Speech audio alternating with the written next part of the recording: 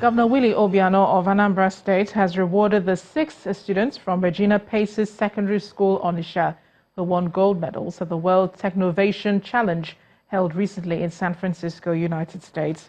At the ceremony that took place at the Governor's Lodge in Awka, the Governor also appreciated all the teachers in Anambra for following through his vision in education. Checks for 1 million naira each were presented to the 6 world champions, in addition to scholarship awards to university level.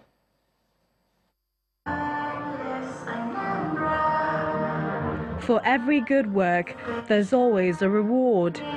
The Anambra State government has gathered parents, teachers, politicians, among others, to witness the award ceremony for the 6 girls who won the Technovation Challenge. The girls represented Nigeria and Africa, beating other countries with a mobile application called FD Detector, which they developed to tackle the challenge of fake drugs. But if Nigeria had known what they were doing, that all those different scientists, atomic physicists, and nuclear physicists that manufactured the bomb, if they had been harnessed, they would have been able to be producing nuclear warheads for Nigeria and missiles. So the news have come again from the East through these children that we have a lot to offer Nigeria. Their outstanding performance has attracted more accolades and prompted the state government to do more towards boosting the education sector. Where these children have behaved, we quickly said we are going to have model schools.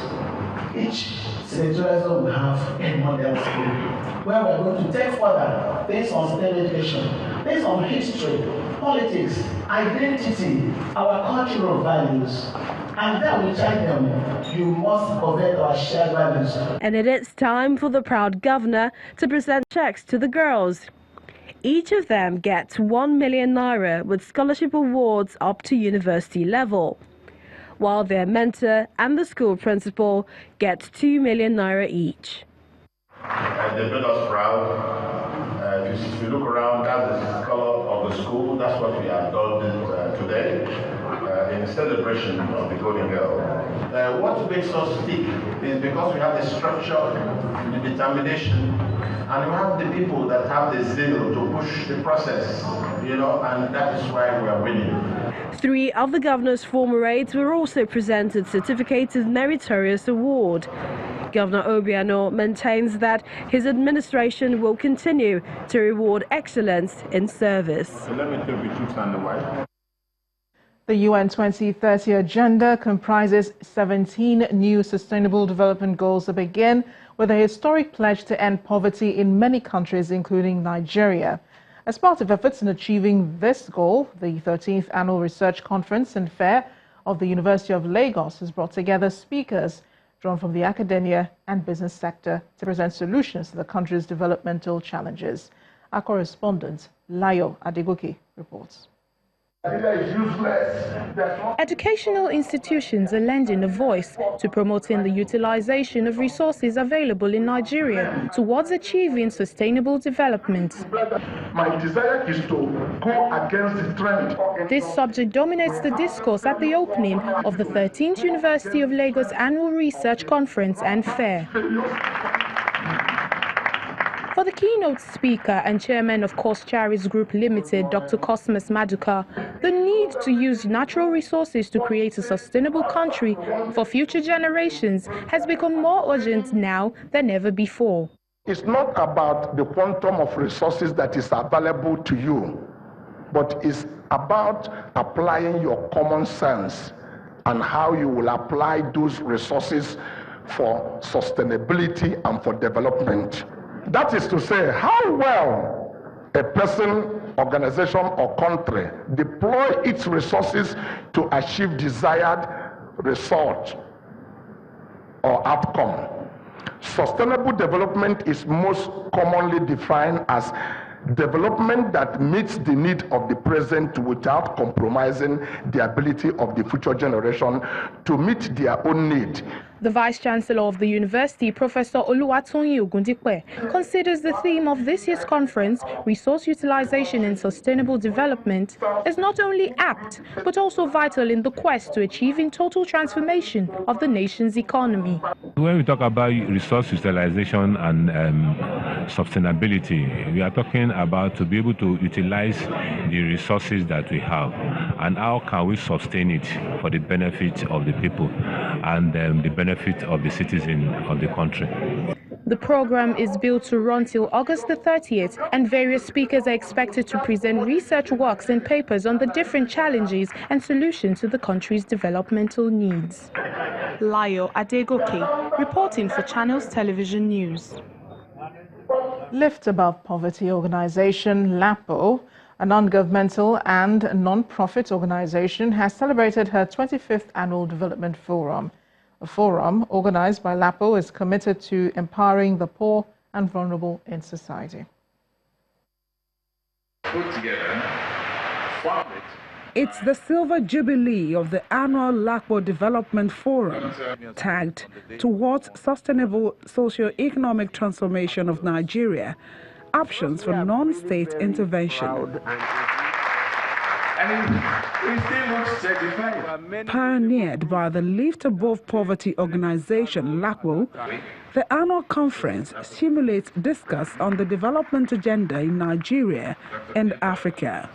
When we started this forum 25 years back, our goal was simply to provide a platform for cross-fertilization of ideas required for the enhancement of LAPO services and implementation processes.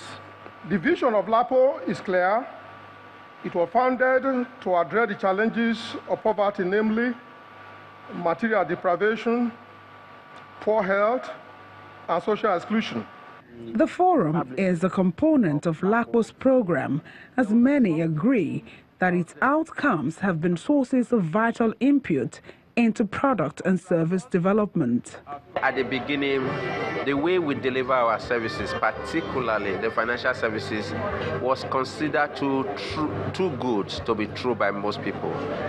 But along the line, when we had that acceptability, the challenge thereafter was that of having enough funds to meet the needs. He's in the practical world of business, running a financial empire, and then also empowering the underprivileged people, majorly men and women, with funding. It doesn't end there, as the Forum Compendium, which is an edited package of keynote papers delivered at LAPO's development forums since inception, is unveiled. LAPO, which is a non-governmental Company news now. Job creation, local content and export promotion are priority areas for International Breweries PLC, a subsidiary of ABI NBEF. This is part of the promises made as the beer company commissions what is described as the largest brewery in West Africa in the Shagamu interchange in Ogun State. The global CEO of the company, Mr. Carlos Brito, said their operations will certainly impact on the surrounding communities. This is the official commissioning of the Gateway plant of International Breweries PLC, a subsidiary of ABI NBEF, set to be the largest in West Africa. They are makers of iconic local and global beverages, including Trophy, Hero, Castle Light beers, Brand Malt, and Better Malt. The Gateway plant of International Breweries PLC to the advancement of the Nigerian economy and to the good and cause of humanity. Thank you.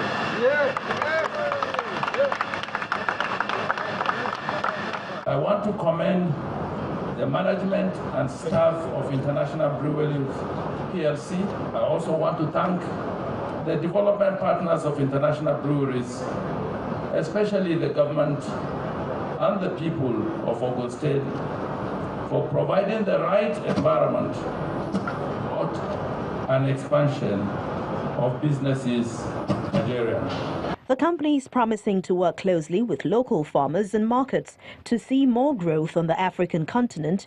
They are also making a renewed commitment to job creation in Nigeria and reducing import costs by investing in the local supply.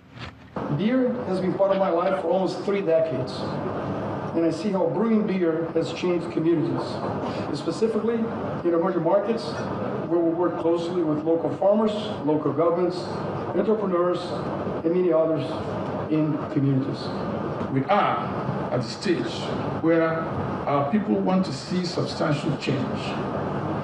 We rely on the policies that will birth support and bring about evident transformation. The special guest, Ogun State Governor Ibikunle Amosu, insists his administration will continue to support investors like International Breweries PLC. It is therefore not surprising that while the existing businesses continue to thrive and expand, more businesses are birthing in their states. The economic, social and cultural impact of this brewery on the surrounding communities, the state and the country in general is expected to be substantial. That takes us full on to business news. Here's Kayode Okikiolu.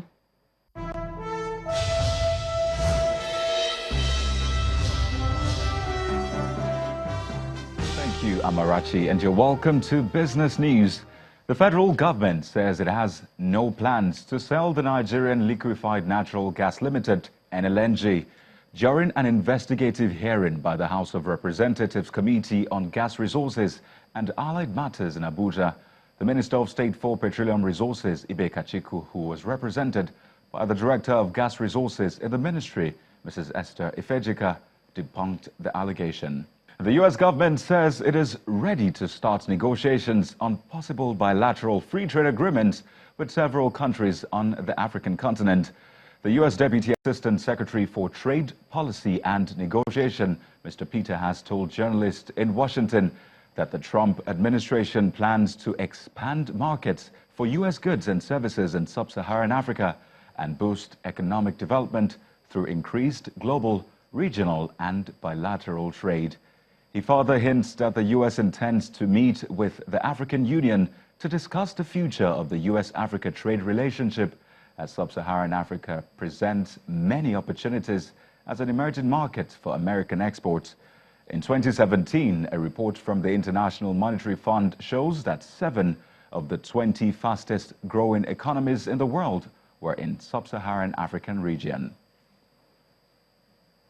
2 of the world's most powerful women will be visiting Nigeria and other African countries this week.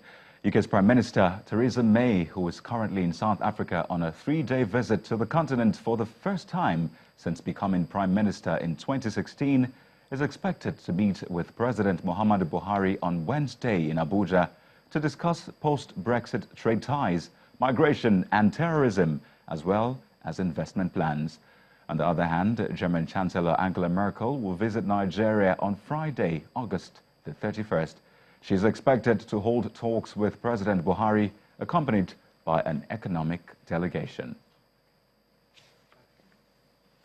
Let's head now to the Nigerian Stock Exchange. After Monday's brief sell-offs, Nigeria's equities market closes today's trading session with positive sentiment as renewed demand for high-value stocks by investors, I should say, lift key indicators. For details, let's now join Chimeze Obiwago. Thank you, and glad you could join us on Stock Market Report. The stability seen on Monday in the banking sector has rubbed off on the equities market as the anticipated shift on the indicators happened earlier than expected. The all-share index made a reversal into the green today, up 0.58%, largely driven by the banking sector, thanks to 2.63% gain from GT Bank. Dangote Cement share price was constant, and that also boosted the market. The gain in the oil and gas sector was driven by Total, which added 9 naira to its share price. In all, the market recorded an impressive value compared to the trend seen lately. Over 5 billion naira was realized from the sale of about 339 million shares in 3,394 deals. And whether this positive trend will continue remains to be seen as the week rolls by. And that was the stock market report. I'm Chimezie Obi Iwagu. Back to you now, Kayode.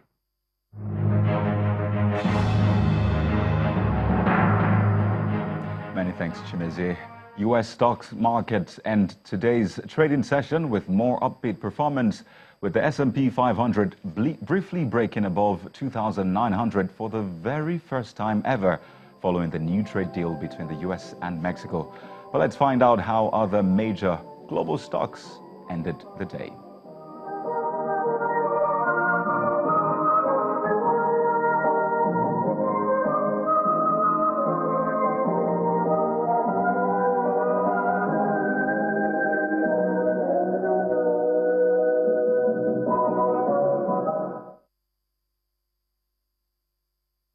Well, that's business news for tonight. Many thanks for watching. I am Kayode Okikiolu.